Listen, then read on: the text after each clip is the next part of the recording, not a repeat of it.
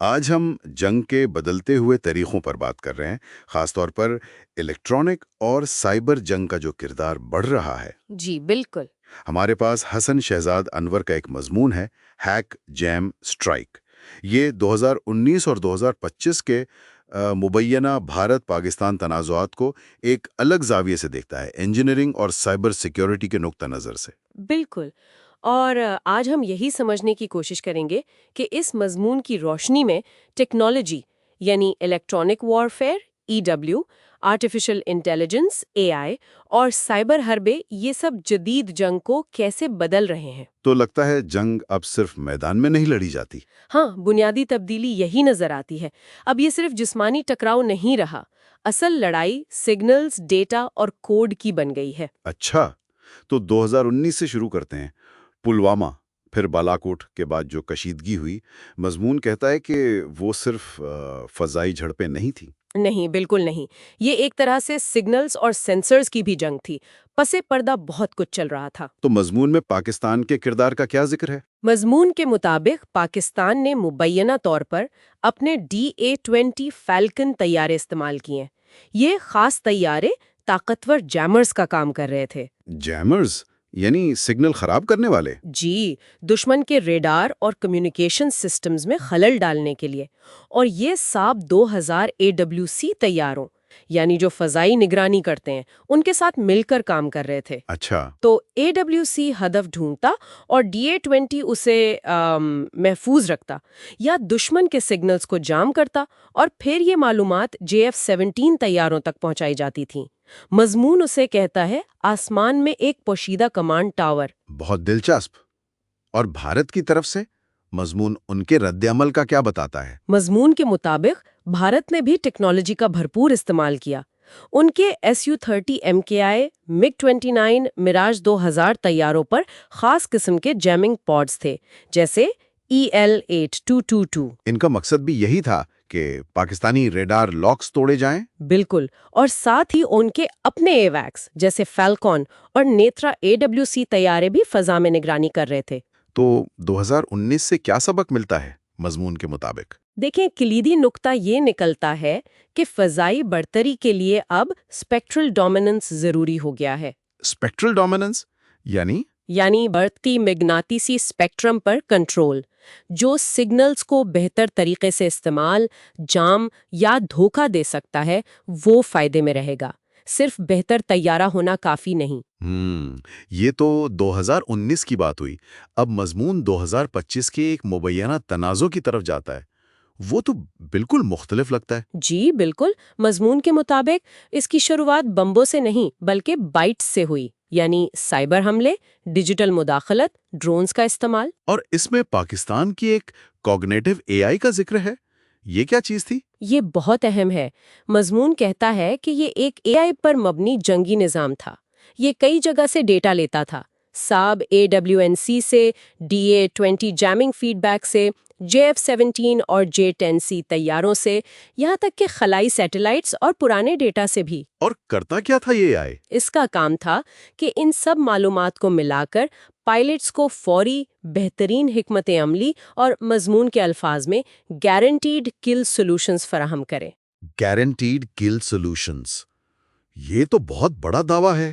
جی، مضمون میں یہی لکھا ہے۔ یہ ایک پورا مربوط نظام تھا جسے وہ کل ویب کہتے ہیں۔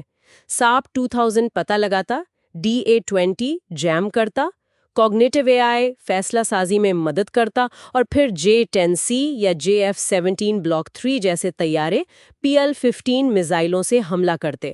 اور اس میں چینی سیٹلائٹس کی مدد کا بھی ذکر ہے۔ مضمون میں اس کا بھی دعویٰ کیا گیا ہے کہ مبینہ طور پر چینی فوجی سیٹلائٹ سے بھی مدد لی گئی، اور یہ بھی کہ اس سسٹم نے کئی بھارتی طیارے بشمول کچھ رافل مار گرائے۔ یہ سب مضمون کے دعوے ہیں۔ ٹھیک ہے، تو یہ AI پائلٹ کی جگہ لے رہا تھا یا صرف مدد کر رہا تھا؟ مضمون سے تو یہی لگتا ہے کہ یہ مددگار تھا، فیصلہ سازی کو تیز اور بہتر بنا رہا تھا، پائلٹ اور آپشنز دے رہا تھا، مکمل طور پر خود مختار نہیں تھا۔ اور بھارت کا کیا جواب تھا اس کل ویب کا؟ مضمون بھارت کے آکاش تیر سسٹم کا ذکر کرتا ہے، جو ان کا مربوط فضائی دفاعی نظام ہے۔ اس کے علاوہ D4 جیسے اینٹی ڈرون سسٹم اور سائبر وارفیئر یونٹس بھی تھے، وہ بھی جوابی کارروائیاں کر رہے تھے۔ تو یہ ایک سسٹم بمقابلہ دوسرا سسٹم جنگ تھی۔ بالکل، مضمون اسے ایکو سسٹم بمقابلہ ایکو سسٹم کہتا ہے۔ اور سائبر محاذ پر کیا ہو رہا تھا؟ وہاں بھی بہت کچھ تھا۔ مضمون میں APT-36 جیسے گروپس کا ذکر ہے جنہوں نے مبینہ طور پر بھارتی پاور گرڈ اور ٹیلی کام پر حملے کیے۔ اچھا۔ جواب میں بھارتی سائبر یونٹس نے مبینہ طور پر پاکستانی ڈرون اڈوں اور کمانڈ سینٹرز کو نشانہ بنایا۔ یہ حملے بہت جدید تھے، فشنگ سے لے کر زیرو ڈے حملوں تک۔ Zero day?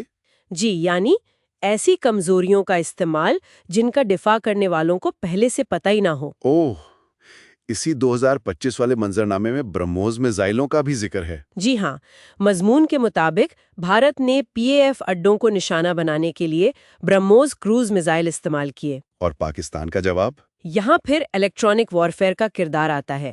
مضمون کہتا ہے کہ پاکستان نے ایک مربوط GPS ڈینائل آپریشن کیا۔ GPS denial? یعنی GPS کو روکنا؟ جی، طاقتور جیمنگ سے GPS سگنلز کو بلاک کیا گیا اور ساتھ ہی اسپوفنگ بھی کی گئی، یعنی جعلی GPS سگنلز بھیجے گئے تاکہ میزائل کا گائیڈنس سسٹم گمراہ ہو جائے۔ DA-20 طیاروں نے بھی اس میں مدد کی۔ تو نتیجہ کیا نکلا اس کا؟ کیا میزائل ناکام ہو گئے؟ مضمون کے مطابق کچھ میزائل ہدف کے قریب گرے، شاید کچھ نقصان بھی کیا ہو، لیکن بہت سے میزائل GPS جیمنگ اور سپوفنگ کی وجہ سے راستے سے بھٹک گئے یا خالی علاقوں میں جا گرے۔ تو اس سے کیا ظاہر ہوتا ہے؟ اس واقعے کی اہمیت مضمون کے مطابق یہ ہے کہ جدید ترین پریسیژن گائیڈڈ ہتھیار بھی الیکٹرانک طور پر لڑے جانے والے ماحول میں کمزور ہو سکتے ہیں۔ یہ کل چین بمقابلہ جیم چین تھا۔ کل چین بمقابلہ جیم چین، ہتھیار پہنچانے کی صلاحیت مقابلہ اسے الیکٹرانک طور پر روکنے کی صلاحیت۔ بالکل۔ تو ان سب باتوں سے مضمون کیا اہم اسباق اخذ کرتا ہے؟ مضمون 5 اہم نکات بتاتا ہے، خاص طور پر 2019 اور 2025 کے موازنے سے۔ پہلا اسپیکٹرم ہی اصل جنگ کا میدان ہے، جو پہلے دیکھے گا، جیم کرے گا، حملہ کرے گا، وہ جیتے گا، اسپیکٹرل ڈومیننس۔ ٹھیک ہے۔ دوسرا سائبر پہلے، ہتھیار بعد میں۔ اکثر پہلا حملہ اب ڈیجیٹل ہوتا ہے۔ تیسرا نقطہ؟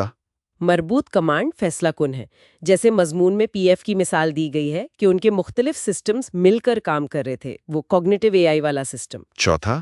مقامی ٹیکنالوجی بہت اہم ہے۔ بھارت کا آکاش تیر ہو یا پاکستان کا مبینہ AI سسٹم، اپنی ٹیکنالوجی ہونا اسٹریٹیجک گہرائی دیتا ہے۔ اور پانچواں؟ انسان اب بھی کمزور کڑی ہیں۔ فشنگ حملے، غلط معلومات، یہ چیزیں اب بھی کام کرتی ہیں۔ تو خلاصہ کیا ہے؟ خلاصہ یہی ہے کہ ٹیکنالوجی نے جنگ کی نوعیت کو بالکل بدل دیا ہے۔ یہ اب صرف ہتھیاروں کا مقابلہ نہیں، بلکہ ایک سائیکل ہے: سینس، ڈیسائیڈ، ایکٹ اور ڈسرپٹ۔ محسوس کرنا، فیصلہ کرنا، عمل کرنا اور خلل ڈالنا۔ جی، جو یہ سائیکل سب سے تیز اور مؤثر طریقے سے چلائے گا وہی کامیاب ہوگا۔ ٹھیک ہے، لیکن یہ بھی اہم ہے کہ مضمون نگار اس ساری ٹیکنالوجی کی بحث کے باوجود انسانی قیمت اور امن کی ضرورت پر بھی زور دیتا ہے۔ یقیناً، وہ پہلو نظر انداز نہیں کیا جا سکتا۔ تو آخر میں سامعین کے لیے کیا سوال چھوڑا جا سکتا ہے؟ ایک اہم سوال یہ بنتا ہے کہ جنگ جب اتنی پیچیدہ، ٹیکنیکل اور ایکو سسٹم مقابلہ ایکو سسٹم کی شکل اختیار کر رہی ہے، تو کیا مستقبل میں ڈی ایسکلیشن یعنی کشیدگی میں کمی لانا آسان ہوگا یا مزید مشکل؟ یا یہ جنگی انداز خود کیسے ارتقا پذیر ہوگا؟ یہ سوچنے کی بات ہے۔